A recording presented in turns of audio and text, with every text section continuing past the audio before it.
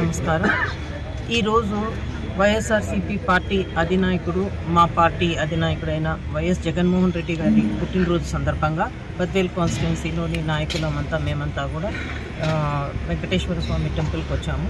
ఇక్కడ ఆ భగవంతుని మేమందరం కూడా మా సార్కి ఆయురారోగ్యాలు, ఇప్పుడున్న ఈ పరిస్థితుల్ని ఎదుర్కొనే మనోధైర్యము, ఇవన్నీ కూడా అష్టైశ్వర్యాలు అన్నీ ఆయనకు మనశ్శాంతి అంతా కలిగించాలి, ఆయన బాగుండాలి అని మేము కోరుకుంటున్నాం. ఎందుకంటే ఆయన ఇప్పటికీ కూడా మనం చూస్తున్నాం, ఎక్కడ పోయినా కూడా జగన్మోహన్ రెడ్డి సార్కి ప్రజల్లో ఉన్న ఆదరణ.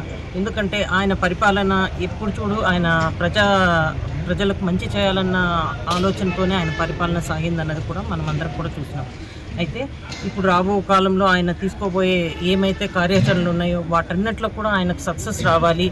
మరి నెక్స్ట్ జరిగే ఎలక్షన్స్లో తిరిగి ఆయనను ముఖ్యమంత్రిగా చేసుకోవాలని మేమందరం కూడా ఆ భగవంతుని ప్రార్థిస్తున్నాము. ఈ దిశగా మా అందరి ఆకాంక్షలు నెరవేరాలి, ఆయనకు విజయాన్ని ప్రాప్తించేలాగా భగవంతుడు దీవించాలని మేమందరం కూడా కోరుకుంటున్నాం. వైఎస్ఆర్ కాంగ్రెస్ పార్టీ పిలుపు మేరకు ఈరోజు మన ప్రియతమ నాయకులు, మన పార్టీ అధ్యక్షులు, మాజీ ముఖ్యమంత్రి వర్యులు శ్రీ వైఎస్ జగన్మోహన్ రెడ్డి గారి 52వ జన్మదిన వేడుకలను ఆంధ్ర రాష్ట్ర ప్రజలందరూ కూడా పెద్ద ఎత్తున, ఈవెన్ దేశ విదేశాల్లో కూడా పెద్ద ఎత్తున ఆయన జన్మదినాన్ని మరి జరుపుకుంటున్నాం.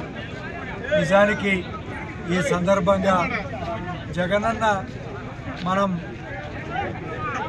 పార్టీ క్యాడర్కి అందరికీ కూడా సందేశం ఇచ్చారు. మనందరం కూడా ప్రజల కోసం పునరంకితమై మళ్ళీ కూడా సేవ చేయాలి.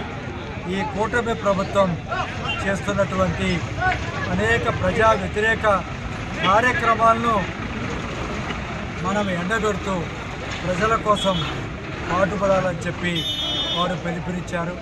ఆ పిలుపు మేరకు పెద్ద ఎత్తున ప్రజలందరూ పాల్గొన్నారు. అందులో భాగంగానే మన బద్వేల్ నియోజకవర్గంలో కూడా అన్ని గ్రామాల్లో, మండలాల్లో, నియోజకవర్గ కేంద్రాల్లో అన్ని చోట్ల కూడా పెద్ద ఎత్తున వైఎస్ఆర్ కాంగ్రెస్ పార్టీ నాయకులు, కార్యకర్తలు జగనన్న జన్మదిన వేడుకల్లో పాల్గొని మరి మరొక్కసారి పార్టీకి, ప్రజలకు పునరంకితం కావడానికి అంతా కూడా శపథం తీసుకొని ముందుకు పోతున్నామని ఈ సందర్భంగా తెలియజేసుకుంటున్నాం.